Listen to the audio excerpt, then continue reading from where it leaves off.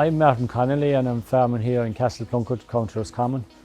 I usually buy about 120 Frisian bull calves and finish them as bull beef, generally around 22 months of age. I'm lucky, I suppose, that I can buy off maybe 3 or 4 local dairy farmers. I've been dealing with them for a good number of years, and I'm lucky also that I get good healthy stock off them. They're well looked after from birth, and it's always a great start to get good healthy calves coming in. The other thing too, buying local, they haven't to travel too far, so they're coming here. They're only 10 or 15 minutes away from their farm of origin when they land here. So they're always in good form when they come in, and that's a great start. Once the calves arrive in here on the farm, we get them into their pen. We make sure that they have plenty of bedding, fresh clean water. We give them a couple of days then to settle in, and we start them on their vaccination programme. This is the first year maybe that we've followed through with the vaccination programme 100%. Their first shot for pneumonia, they get their intranasal IBR, and then later on they're getting their shots for clostridial disease.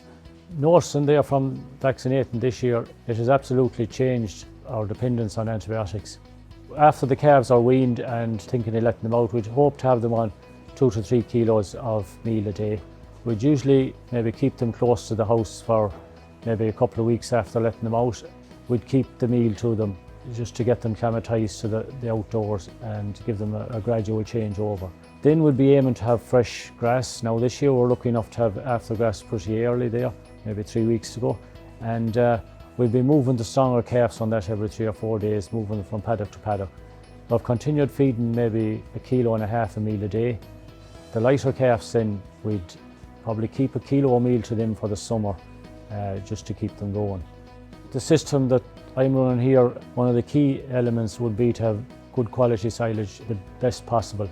The last couple of years I would have slipped a little bit, and I paid the price in terms of feeding meal.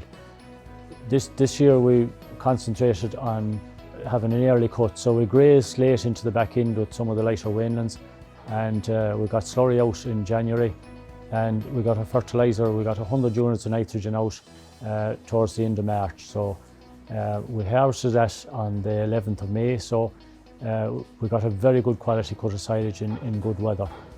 Following that, we came back with another 2,500 gallons of slurry and 70 to 80 units of nitrogen. We're ready to harvest that now. The first chance we get in the weather, we'll be ready to take that cut, and if we can, we will have very good silage in for this winter. The silage quality, I think we have enough of silage in now. Definitely if we get this second cut in, we should have plenty to get us over the winter, because we had surplus silage bales as well from paddocks throughout the grazing season. I'd be quite happy that we have plenty of silage stock in store for this winter. It should mean an awful lot of saving as far as meal feeding to the finishing bulls, and also to the wainlands over the winter.